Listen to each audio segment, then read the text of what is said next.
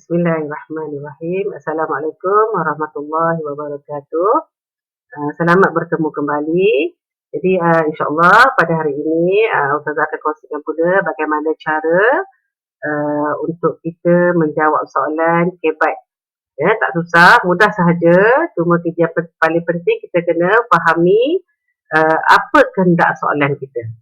Baik, kita akan tengok. Yang pertama, contoh soalan KBAT. Ini soalan sebenar ya, soalan sebenar yang Ustazah ambil. Contoh soalannya, bagaimanakah ibadah korban dapat memupuk perasaan kasih sayang dan silaturahim dalam kalangan umat Islam? Tak nakah ya. Bagaimanakah ibadah korban dapat memupuk kasih sayang? Fokus kita adalah macam mana korban tu dapat pupuk kasih sayang. Macam mana korban boleh mengeratkan silaturahim. Apa isi yang kita boleh bagi untuk membuktikan korban ni dapat memupuk kasih sayang dan mengeratkan silaturahim. Okay. Baik, kita tengok.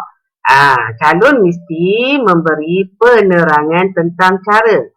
Cara kan, bagaimana cara korban ni dapat memupuk perasaan kasih sayang dan silaturahim kan. Okay. Kita kena bagi cara. Jawapannya kita kena bagi cara untuk membuktikan korban, ibadah korban dapat memupuk perasaan kasih sayang dan juga mengeratkan silaturahim. Baik, kita tengok contoh jawapannya. Okey. Ibadah korban dapat memupuk kasih sayang dan silaturahim. Ini tak ada apa, ini sebagai permulaan sahaja, tak ada pun tak apa. Yang penting kita nak yang hitam. Melalui pengorbanan yang dilakukan oleh pihak yang kaya dengan menyembelih daging korban. Kita baca dulu ya. Untuk disedekahkan kepada fakir miskin dan boleh juga diberikan kepada golongan kaya. Kesannya dapat mengeratkan hubungan baik di antara orang yang berkorban dengan orang yang menerima daging tersebut. Oleh itu, ibadah korban dapat menyemarakkan rasa kasih sesama umat Islam tanpa mengira darjat dan pangkat. Okey, baik, kita tengok satu persatu. Okey. Yang pertama, ni permulaan ayat kita lah.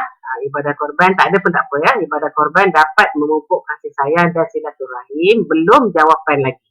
Melalui pengorbanan yang dilakukan oleh pihak yang kaya. Apa pengorbanan dia? Mengeluarkan duit untuk beli binatang korban. Contoh, itu pengorbanan dia. Pihak kaya dengan menyembelih daging korban. Macam dia atau diupas, pulanglah. Tapi itu isi kita adalah pengorbanan menyembelih daging korban.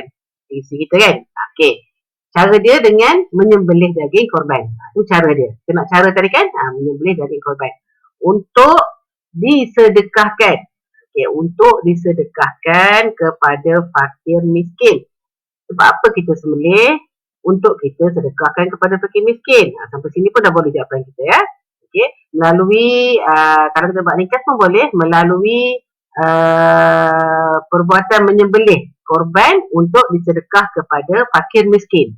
Okey, dah boleh kat situ dah. Dah ada isi dan isi dia menyembelih mana korban. Huraian ringkasnya adalah sedekah kepada fakir miskin. Okey. Apa kesan dia bila kita sedekah? Bila kita buat jawapan tanya macam tu. Kita dah bagi isi, kita dah bagi huraian ringkas dia. Lepas tu kita tanya pula apa kesan dia kita buat benda tu? Kesannya dapat mengeratkan hubungan baik antara orang yang berkorban dengan orang yang menerima daging tersebut. Kita menyembelih tadi, kita bagi pada orang miskin. Secara tak langsung kesan dia dapat mengeratkan hubungan. Dia dah bagi, mesti dia rasa orang yang miskin merasa senang hati, dapat bersama-sama makan daging. Sebelum tak daging tapi dapat, bila kita bagi daging tu, dia dapat merasa daging yang sama dengan kita. Jadi, mengeratkan lagi silaturahim antara dua kawan atau dua pihak tadi. Ya. Dan kesimpulan kita, penutup pada ayat kita. Ya. Oleh itu, ibadah korban dapat menyemarakkan rasa kasih sesama umat Islam tanpa mengira darjat dan pangkat. Cukup 4 makah. Ini makah yang keempat. Makah yang pertama kita ada di sini, menyembelih daging korban. Ini makah yang pertama kita. Makah yang kedua, disedekahkan kepada fakir miskin. Ini makah fikir yang kedua. Maka yang ketiga, sebab apa sedekah tadi, apa kesan dia? Mengeratkan hubungan baik antara orang yang berkorban dengan penerima daging. Ini makah fikir yang ketiga. Dan makah yang keempat untuk penutup ayat kita adalah menyemarakkan rasa kasih tanpa mengira darjat dan pangkat. Complete 4 makah. Lepas pagi ni panjang, boleh lagi kita ringkaskan. Okey, kita tengok yang kedua. Okey, itu isi adalah itu huraian ringkas dia. Nak memudahkan panduan kita lah. Huraian lengkapnya. Huraian lengkap ni senang kita bagi kesan lah ya. Mudah untuk kita cari kaitan. Kalau kita bagi yang beza nanti ada kaitan antara isi dan juga huraian. So, kita kena ada kaitan. Sebab tu senang untuk apa, kesannya apa. Apa kesan perbuatan kita tu. Ya. Dia akan ada kaitan antara satu ayat dengan satu ayat. Sehinggalah kepada kesimpulan ataupun penutup. Ya. Baik, kita tengok contoh yang kedua. Hospital mesra ibadah, ini pun soalan sebenar juga, ada ubah suai sikit ya. Hospital mesra ibadah merupakan satu konsep baharu yang memberikan perkhidmatan terbaik dan profesional dalam memberi keselesaan kepada pesakit untuk menunaikan ibadah. Kita mesti baca dulu ya, untuk kita faham apa kehendak dia. Pada pendapat anda, bagaimanakah konsep ini dapat dilaksanakan oleh pihak pengurusan hospital? Okey. Bagaimanakah konsep ini? Konsep ini ialah konsep hospital mesra ibadah. Dapat dilaksanakan oleh pengurusan hospital. Ini pendapat kita. Kita kena bagi pendapat macam mana dia boleh buat begitu. Okey. So, yang ini calon juga mesti memberi penerangan tentang cara bagaimana pihak pengurusan hospital melaksanakan hospital mesra ibadah. Kita tengok. Contoh jawapan, kita baca dulu. Pihak pengusaha hospital boleh menyediakan pembantu yang profesional khusus untuk membantu pesakit yang ingin melakukan solat. Kesannya, para pesakit dapat menunaikan ibadah wajib dengan sempurna. Kesimpulannya, kita mestilah menunaikan ibadah wajib walau dalam keadaan apa sekalipun agar keimanan bertambah kukuh. Okey, baik. Yang persatu. Yang hitam ni adalah isi dia. Pihak pengusaha hospital boleh menyediakan. Ini pendapat kita ya. Menyediakan pembantu yang profesional. Ini adalah isi kita. Ini markah yang pertama kita. Menyediakan pembantu yang profesional. Ada banyak lagi jawapan. Contoh jawapan lah ya. Yang boleh kita bagi.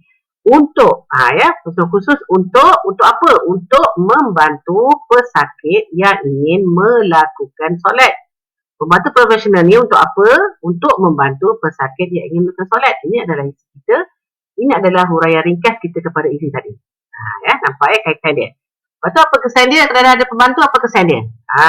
Okay. Kesannya, para pesakit dapat menunaikan ibadah wajib dengan sempurna. Dah ada pembantu kan? Dapat tunaikan ibadah wajib dengan sempurna. Tu kaitan dia. 3. Nampak tak kaitan dia ada kaitan kan? Mula kita sedia pembantu. Lepas tu pembantu tu akan bantu pesakit. Lepas tu kesannya pesakit boleh buat ibadah tu dengan sebaik mungkin ya. Kesimpulannya, kita mestilah menunaikan ibadah wajib walau dalam keadaan apa sekalipun agar keimanan kita bertambah kukuh. Ya. Baik, itu adalah isi dia. Huraian ringkas. Pengangan sikit untuk isi kita. Dan kemudian kita bagi huraian lanjut ni sebagai kesan dia. Dan last kali kita bagi penutup kepada ayat kita iaitu kesimpulan. Ya, mudah saja ya. Baik. Yang perlu kita ingat bila kita menjawab soalan kebat, yang pertama kita bagi isi. Yang kedua isi kita tu untuk apa? Hurai sikit untuk apa. Yang pertama kesan dia apa? Kesan kepada isi kita tadi. Okay, kita bagi kesan dia apa. Dan yang keempat barulah kita buat penutup kepada jawapan kita tadi. InsyaAllah mudah saja ya. Mudah saja. Cuma yang paling penting, yang pertama mesti fahami dulu apa kehendak soalan. Baca soalan, gariskan kehendak soalan, tengok betul-betul apa kehendak dia, kita jawablah sebaik mungkin. Dan jawapan kita kena ingat sentiasa memberi jawapan yang biar pemeriksa kita faham apa kehendak jawapan kita. Jangan terlalu ringkas, nanti pemeriksa tak faham. Kita kena bagi jawapan yang kita bayangkan pemeriksa baca tu dia boleh faham. Itu jawapan yang terbaik sebenarnya. Ya, okey.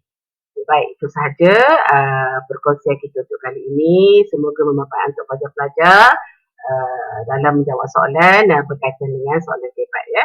Baik, itu sahaja. Sekian. InsyaAllah berjumpa lagi. Assalamualaikum warahmatullahi wabarakatuh.